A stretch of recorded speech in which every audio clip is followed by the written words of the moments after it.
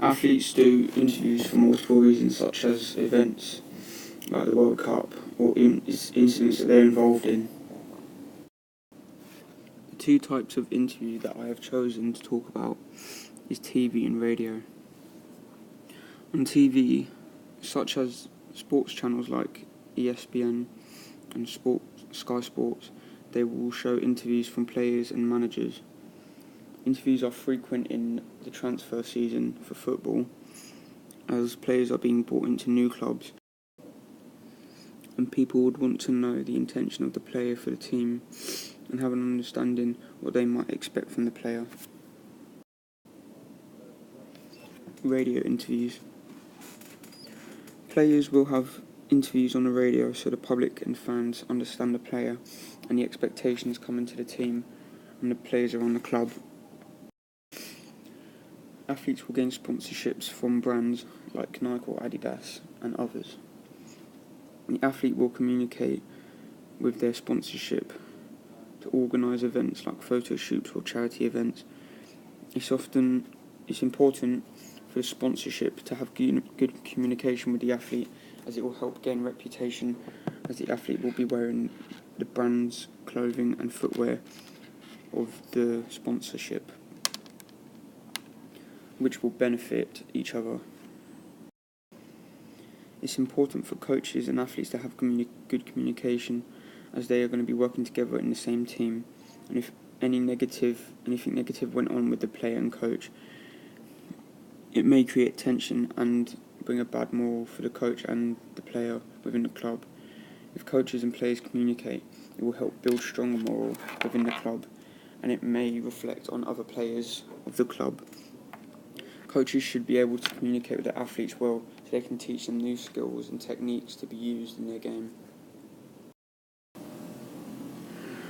When the athletes are communicating with their sponsorships, it would be by email, which is non-verbal, as they are using the internet to communicate. But with some interactions, which would be in person between the two, they would have photo shoots and meetings, which would be verbal. The athletes will use open questions when in a meeting, as they want to find out more about their deal with the sponsor. Athletes and coaches will have verbal communication with each other. Coaches will have more firm tone in their voice and try to be more expressive to help gain the knowledge and get their point across to their athlete. Athletes will be more open, question, and have less of a tone in their voice when talking to their coach. Athletes will understand that coaches are there to help and will help them improve to become a better athlete. Compare the differences of communication for media and significant others. For radio, appearance is not important, but what you say is, as people cannot see body language. If an athlete is to go on a radio talk show, their appearance wouldn't have to be as formal as it would be in an interview with a sponsorship or manager or other people. Their appearance will not be shown on the radio, as it's just a voice that you can hear. And the public will also not be able to see body language. So they will have to rely on the tone of your voice and your communication skills, which is why it's important to come across in the right way. In an interview with a sponsorship, it involves your voice and your body language too. The way you speak to a sponsor would be different to how you talk on a radio show, as you may use specialist vocabulary in a meeting. In a radio show, they'll be the one asking the questions, which is the same as the sponsor, which would want to incline to the contract and may have a few questions to ask before you sign.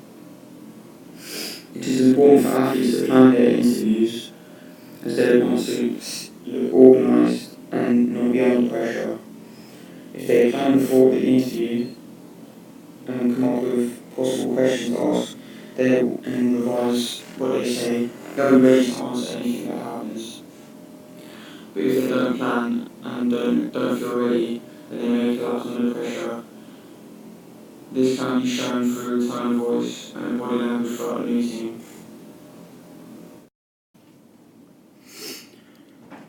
If an athlete was to just stop doing the sport for a period of time, they may not be the same standard that they were before they stopped.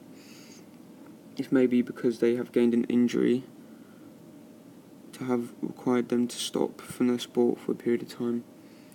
They will not lose all their sporting skills, but they will not be the same level and may have missed out on new drills in training to help them improve.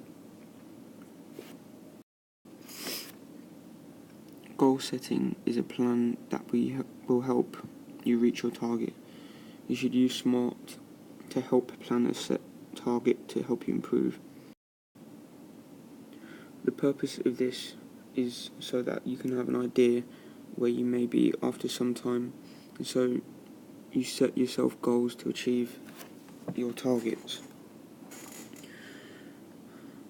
What is a SWOT analysis? It's a study undertaken by an organisation to identify its internal strengths and weaknesses, as well as its external opportunities and threats. I've done a SWOT analysis for Lionel Messi for football. His strengths are: he is confident, he's loyal and dedicated to his club and country, he has a good understanding of managers and coaches for his club, he's a very big brand name. His weaknesses: lack of experience in other clubs or leagues, as he has only been at Barcelona. He has a lack of captain experience, and he is smaller than other players. Opportunities: he has a chance to become a manager for a team or country after he's retired from being a professional footballer. He has the chance to improve his brand value by doing charity work and other events. After he's retired, he could also work for FIFA. Threats: Messi may come across some personal issues which may affect his career. His good image may fall with any negative behaviour. If he came across any injuries, this may also affect his career. Upcoming players in different leagues may put a threat to Messi, as they could become the next big star, which would then put Messi down in the ranks.